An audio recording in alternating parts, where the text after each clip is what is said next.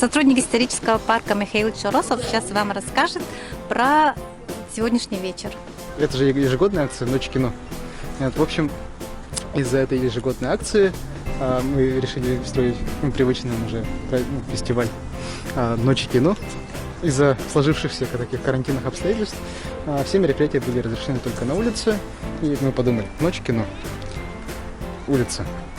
Сложили 2+2.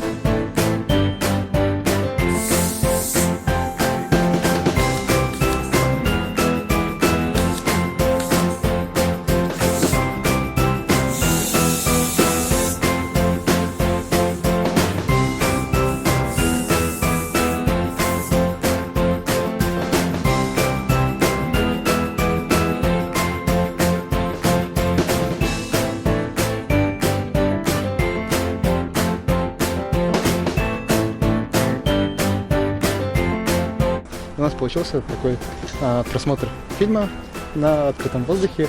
Ночью как раз таки мы разложили пуфики. И вот с самого начала, когда мы строили вообще все это мероприятие, было такое ощущение того, что что-то очень может хорошее случиться. И вот как раз таки мы сегодня, приложив большое количество усилий, как раз таки сделали так, чтобы мероприятие получилось хорошим.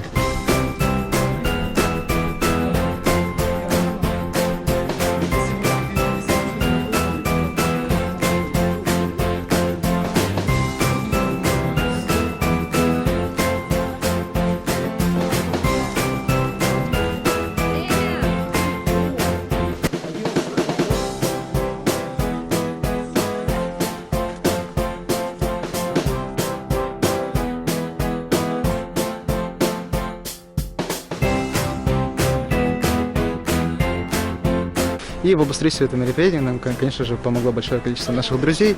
Хочу поблагодарить наших волонтеров, которые были недавно организованы, наследники Якутского исторического парка. И также у нас был приглашен фудкортинг, опять же, наши большие друзья из братьев Гриль принесли очень много вкусной еды и всех очень вкусно накормили. Исторический парк мы хотим выступать таким центром притяжения всех таких слоев общества, чтобы они сюда приходили, вместе проводили время. Дорогие наши зрители, подписывайтесь на наш инстаграм-канал, и вы будете первыми узнавать о таких интересных мероприятиях, которые мы будем проводить в будущем. Спасибо большое.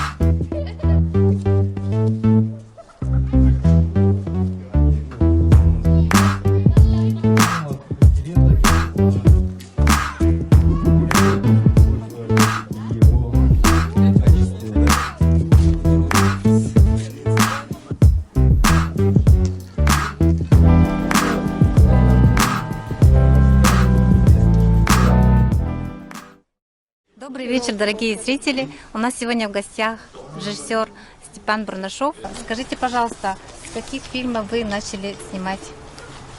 Я сперва начал, фильм в 2009 году сняли очень любительский фильм. Называется «Мечтать невероятно Бетер Хагатыр Хачи». Я раньше стеснялся этого фильма, потому что он был очень любительским, а потом я понял, что благодаря этому фильму я понял именно вообще философию кино, что чтобы сделать кино, надо много работать и многое знать.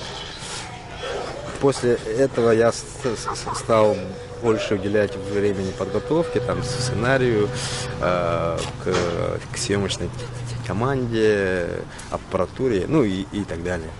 Что вы думаете о сегодняшнем вечере, о наших зрителях? И стоит ли проводить такие встречи, как вы думаете?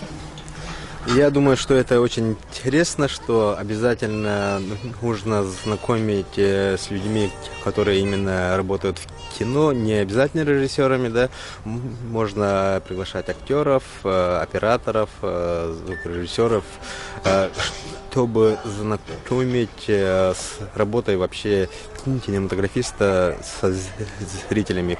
Порой зритель же не знает всю кухню, как это все делается и так далее. И очень интересно было слышать вопросы, были очень интересные вопросы, и был контакт со зрителями, что, я думаю, очень важно вообще в нынешнее время, когда у нас в Якутии развивается кино.